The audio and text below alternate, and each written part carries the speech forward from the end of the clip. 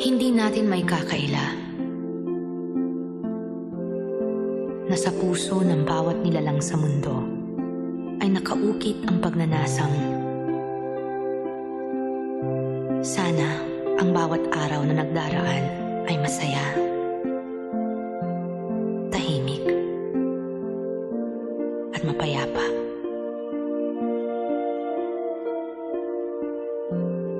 Yan ang natatanging diwa ng Kapaskuhan.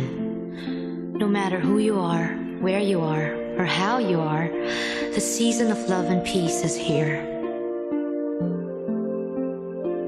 Matanda, bata, ng anumang kulay o paniniwala ay pansamantalang nagdiriwang sa nalalapit niyang kaarawan. The star of Bethlehem on that one holy night has always been there and shall forever shine for as long as we believe that his birth means love, peace, and goodwill to all.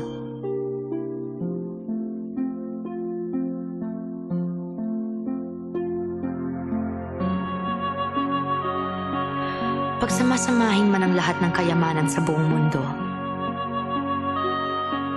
wala pa ring hihigit sa yamang taglay ng pag-ibig. At sa Paskong ito, pati na rin ang nagdaan at mga darating pang Kapaskuhan, maghari sana sa ating lahat ang kapatawaran sa pagtuwid ng kamalian. At pag-ibig sa isa't isa ay laging ipamahagi.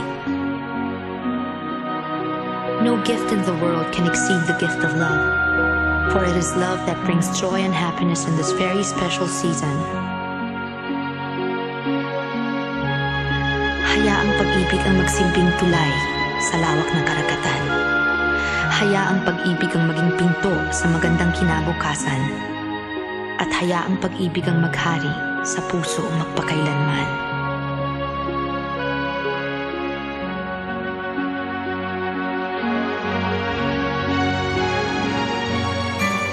The spirit of Christmas is in the air.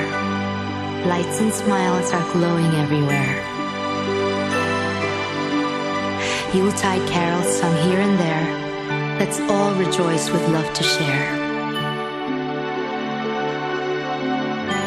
Pasko'y narito ng muli, makulay at masayang mga sandali.